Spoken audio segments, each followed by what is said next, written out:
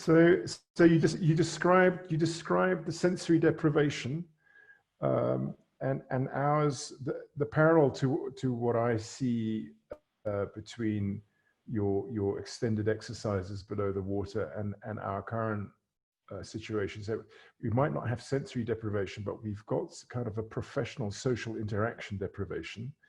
And you spoke about a little bit about the constraints and the hardship, and which we of course don't have to the same extent, but there are a lot of things that we are constrained. I mean, the smokers and those who need alcohol, etc., will be feeling the constraints, particularly at the sharp end currently. But tell me, so there are episodes of camaraderie, and we're going to talk about team morale and team dynamics in a moment. But starting with yourself, you mentioned the word anxiety and fatigue. Tell us a little bit about so how you felt, and then how you managed during these extended periods. How did you manage yourself? Because I mean, you can't spend 3 months with anxiety and function properly. Yeah. What were your coping mechanisms? Maybe you can describe them a little. And, you know, especially when you initially join, there's a lot of anxiety. I mean, there's anxiety to perform at the level that everybody expects you to, because you've now finally qualified and made the cut to become a submariner. There's the anxiety of your initial trip. There's the anxiety of going to sea for the first time. When I mean go to sea, I mean go on a proper trip, not a day trip or 2 or 3 days, but a proper sort of 90-day, 30-day trip. And then there's obviously the anxiety of leaving that comfort behind, because the submarine it's a highly volatile area, and anything can go wrong at any point in time. So there's a hell of a lot of anxiety that you start out with. You know, one of the most anxious moments for me, for instance, was, and this happened on one of my first trips that I went on, is that I was an auxiliary watchkeeper, and where the auxiliary watchkeepers work. So our station is in the bulges itself. So it's at the real bottom of the boat type of thing. Now, when a submarine floods, obviously, like anything else, the first thing that gets filled up is the bottom of the boat. So very early on, we had a situation where something happened, and I can't recall what it was at the time, but the auxiliary compartment started filling up with water. Now, when a compartment in a boat starts filling up with water, they isolate the compartment to make sure that the rest of the boat is safe. So they isolated the compartment, and they isolate the compartment with you inside it, right? Now, there was 2 people inside this boat, myself as the junior auxiliary watchkeeper and my senior auxiliary watchkeeper.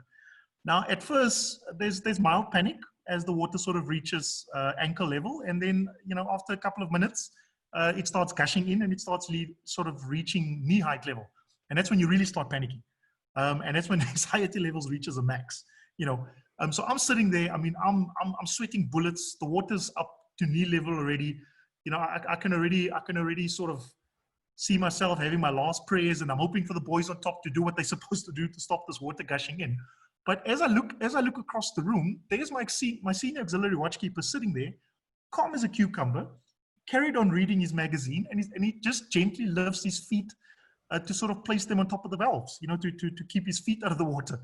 But not a single ounce of concern or panic or anything else, you know, and that had a massive effect on me. Seeing this guy, you know, he's obviously done this a lot more than what I do.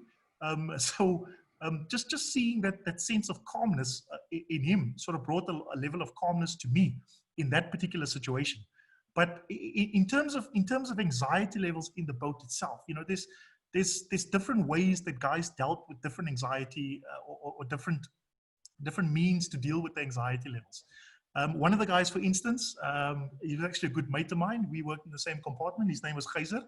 Geyser would do push-ups. You know, he would get out of bed every hour, or doesn't matter what he's busy doing in that particular time, but every hour his watch would go off and he would do 30 push-ups. You know, that was one of the ways that he dealt with it. One of the other guys, Odie would walk to the back of the boat.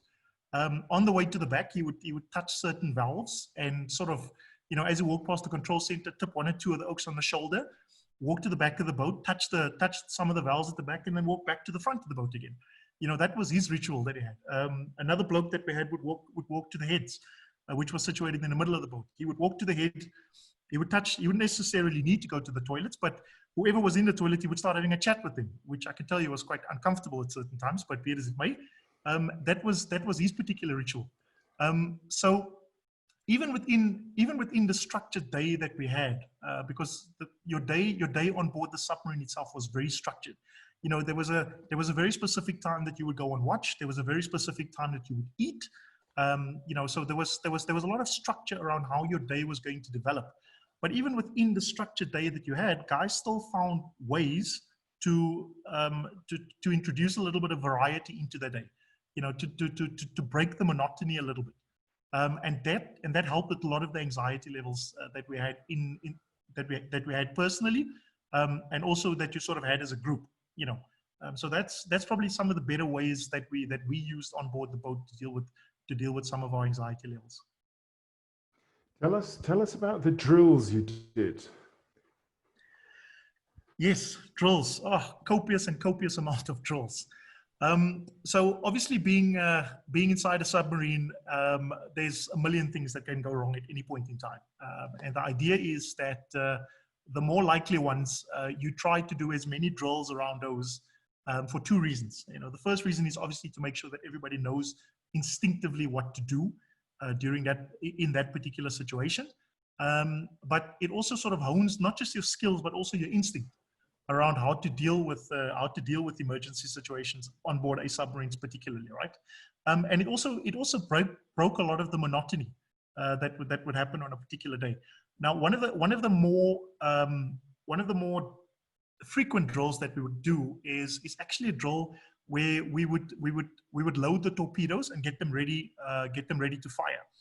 Now, on board the submarine, if you're one of the junior guys, because there's not enough beds to start with, they would have makeshift beds in between the actual torpedoes themselves, right? And one of the first things that would happen during these torpedo drills is that those makeshift beds would get sleeping on that makeshift bed, and they call that torpedo drill. If you're not out of that bed before they remove it, best believe that they're going to remove that bed with you in it, right? So, and the idea behind these drills is that there was also a certain level of competition around it. You know, because if blue team could do it in 2.5 minutes, red team would try and do it in 2 minutes, 28 seconds. You know, so there was that sort of level of competition ongoing in the boat as well. You know, and that also helped a lot with not just the anxiety levels, but also with the morale of the guys in the team. And there was a host of competitions, and there was leaderboards. You know, the guys would have leaderboards for who won the most amount of Monopoly games, or who's leading with the chessboard or whatever else. But even then, you know, even when you played a Monopoly game, you wouldn't necessarily complete the whole game. Guys would play for an hour and stop playing, you know, and do something else, just to break the monotony and break this whole cycle of doing the same thing over and over. For me, what worked pretty well was I used to read quite a bit. But again, I wouldn't sit there and finish a novel in 3 hours. What I would do is I would have a little small win where I would tell myself, you know, let's finish 10 pages in an hour. And if I finish those 10 pages in an hour, I'd get up and I'd go chat to the chef. You know, it's always a good mate to have is the chef, by the way. So those are the little quirky things that we did to sort of break the monotony, break the anxiety, and cope with some of the stress levels that we had on board the boat. Yeah.